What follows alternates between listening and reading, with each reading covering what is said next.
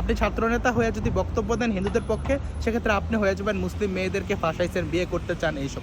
বান্ধার পলাশবাড়িতে ভগবান শ্রী রামচন্দ্রের নির্মাণাধীন প্রতিমা নিয়ে সেখানে একটা গোষ্ঠীর খুবই বাধা বিপত্তির মুখে পড়তে হয়েছে, এবং আমরা সেটাকে অ্যাকসেপ্ট করি। আমরা কখনো বলি নাই যে হিন্দু সম্প্রদায়ের মানুষজনের বিরুদ্ধে কেউ গণতান্ত্রিকভাবে আন্দোলন করতে পারবে না। তারা আন্দোলন করছে, মাস কি মাস সোশ্যাল মিডিয়াতে প্রচারণা চালাইছে, এমনকি সোশ্যাল মিডিয়াতে এটাও বলছে প্রতিমা ভাঙ্গা ফেলবে, কি জানি ধরো রশি মারো টান, মূর্তি যাবে হিন্দুস্তান, মানে বাংলাদেশে হিন্দুদের কোনো অস্তিত্ব নাই।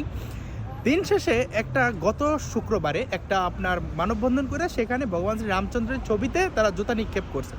এখন দেখেন ভগবান শ্রী রামচন্দ্রের ছবিটিতে যে জুতা নিক্ষেপ করলো, এটা ওপেন লাইভ, সবাই দেখছে, তাদের ছবি স্পট করা আছে, এবং সেখানে ইসলামিক নেতৃবৃন্দ ছিল সেই মানে মানববন্ধনের আয়োজনে, কিন্তু প্রশাসন কোনো ব্যবস্থা নিতেছে না। তো একজন সাধারণ হিন্দু হিসেবে এটাকে আমার নাগরিক অধিকার না যে আমার ধর্মের অবমাননা হইলে যেহেতু প্রশাসনিক কোনো ব্যবস্থা নিতেছে না আমি রাস্তায় নামবো, এটা কি খুব স্বাভাবিক না? কিন্তু যখনই জগন্নাথ হলের ছাত্রদের নেতৃত্বে সমগ্র হিন্দু সমাজ ঢাকায় নামলো, তখন এটাকে ফ্রেমিং করার চেষ্টা করা হইলো যে এটা নাকি হইতাছে মুসলিমদের বিরুদ্ধে। আসলে দেখেন, সব মুসলিমকে যায় সেখানে জোতা মারছে, বা আমরা কখনো বলছি যে আমরা সব মুসলিমদের বিরুদ্ধে প্রোটেস্ট করছি? সেখানে আমাদের কিছু নেতৃবৃন্দ সেখানে বলছে তোদের সমস্যা হলো, এটা কারা? যারা ফেসবুকে প্রতিনিয়ত আপনার মূর্তি ভাঙার জন্য প্ররোচনা দিতেছে, হিন্দুদেরকে গণহত্যা করার প্ররোচনা দিতেছে, তাদেরকে বলছে। তিনি তো সমগ্র মুসলিমদেরকে বলে নাই। আমরা দেখি বিভিন্ন জনসভা থেকে হিন্দুদেরকে টার্গেট করে ভারতীয় দালাল তকমা দেওয়া হয়, কিন্তু সেখানে হিন্দু মহাজোটের পলাশকান্তি দিয়ে কিন্তু এমন কথা বলে নাই। সেখানে জগন্নাথ হলের যে রামপ্রসাদ সাহা তপু এবং দীপজয় সরকার দীপ্ত, যিনি জগন্নাথ হলের এজিএস, তারাও কোনো উস্কানিমূলক কিছুই বলে নাই। এখন এটা নিয়ে দেখেন কিভাবে ফেসিবাদ কায়েম করা হইতেছে। তারা বলতেছে যে হিন্দুরা কেন জয় শ্রীরাম স্লোগান দিচ্ছে, অথচ আপনারা যদি শেখ হাসিনার সময়ও দেখেন যে বিভিন্ন আন্দোলনে আমরা জয় শ্রীরাম স্লোগান দিছি। আপনি আগস্টের পরবর্তী সময়ে দেখেন বা আগস্টের আগে দেখেন, প্রত্যেকটা স্লোগানে আমাদের মূল চালিকা শক্তিই ছিল এই জয় শ্রীরাম স্লোগান। এটা তো এমন না যে আজকে নতুন করে দেওয়া হইতেছে। দ্বিতীয় কথা, এখন নানানভাবে ট্র্যাপ করা হইতেছে যে ভার্সিটির কোন মুসলিম মেয়েদের সাথে নাকি তাদের দুই যে হিন্দু ছেলেদের আমি নাম বললাম তাদের নাকি মানে সম্পর্ক আছে। এখন দেখেন তারা এমনভাবে ফ্রেমিং করতেছে যে মুসলিম মেয়েদেরকে ট্র্যাপে ফেলা হয়েছে। তো ভাই, স্ত্রীতে বড় মায়া কি কচি খোকা যে জগন্নাথ হলের দুইজন হিন্দু যায়া খুব সহজে ট্র্যাপ করে ফেলছে? মানে আপনি আপনার অধিকারের কথা বলবেন, আপনার যে ধর্মীয় আরাধ্য দেবের উপর যে অবমাননা করা হয়েছে সেটার বিরুদ্ধে বললে আপনি মুসলিম মেয়ের সাথে প্রেম করেন, মুসলিম মেয়ের জীবন নষ্ট করছেন।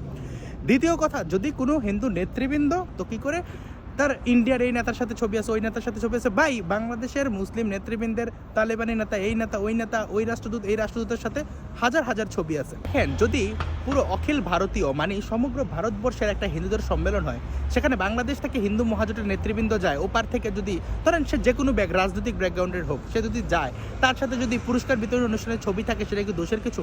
এখন দেখেন, এই যে বিজেপি নেতাদের এই রাজনৈতিক স্ট্যান্ড, এটা তো ক্ষমতায় আসার পরে বা কিছুদিন যাবত আপনি দেখবেন ছবিগুলো 7-8 বছর আগে, কিন্তু বাংলাদেশে কোনো প্রতিবাদী নেতা যখনই উঠছে তার সাথে ভারতের লিঙ্ক আপ ইচ্ছা করে গুঁজে দেওয়া হয়েছে। আপনি কি বলবেন যে মিলিটারি মানে প্রাক্তন সাবেক সেনা কর্মকর্তা তারা আইসা ডিরেক্ট বলতেছে এটা নিয়ে স্ট্র্যাটেজিক প্ল্যান? আরে ভাই, হিন্দু সম্প্রদায়ের মানুষ ধর্ম পালন করতে গেছে, তার ধর্মীয় স্বাধীনতা আছে, সে তার নিজের টাকায় নিজের অর্থায়নে প্রতিমা বানাইছে। এটা যদি স্ট্র্যাটেজিক কোনো সমস্যা থাকে, অন্য দেশের কোনো তৎপরতা থাকে, সেটা দেখবে গোয়েন্দা সংস্থা। কোনো ধরনের বিদেশি প্ল্যান কীভাবে রুখা দিবে সেটা দেখবে সামরিক কর্মকর্তারা, সামরিক সচিব, দেশের পররাষ্ট্র মন্ত্রণালয়। সেটা নিয়ে হিন্দুদেরকে তো বোদারিং করার কোনো দরকার নেই। তার মানে এই যে সেনা কর্মকর্তা সহ সমগ্র দেশের জনগণ বৈশা যায় প্রথম থেকেই হিন্দুরা ভারতের দালাল। এটা চরমভাবে যে সাংবিধানিক যে হিন্দুদের মর্যাদা সেটাকে ক্ষুণ্ণ করা। আপনার আরাধ্য দেবতার ছবিতে জোতামাইরা অবমাননা করবে, প্রশাসন চোখে কালো চশমা পরে থাকবে, আপনি যদি তখন রাস্তায় নামেন সেক্ষেত্রে আপনারটা হয়ে যাবে হিন্দুত্ববাদী আগ্রাসন।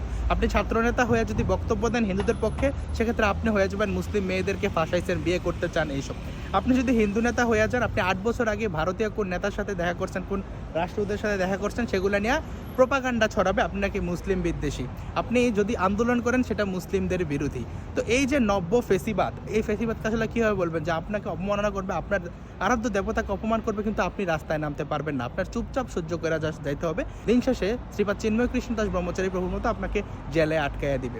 কিন্তু সবচেয়ে ইন্টারেস্টিং কথা, যেসব নেতাদের সাথে ছবি তোলার কথা বলা হয় বা রাষ্ট্রদূতের সাথে ছবি তোলার কথা বলা হয়, বাংলাদেশের অনেক বড় বড় নেতার এইসব নেতাদের সাথে বা রাষ্ট্রদূতের সাথে ছবি আছে, সেক্ষেত্রে কোনো সমস্যা হয় না। ধন্যবাদ সবাইকে। ভিডিও ভালো লাগলে লাইক, কমেন্ট, শেয়ার করে পাশে থাকতে পারেন।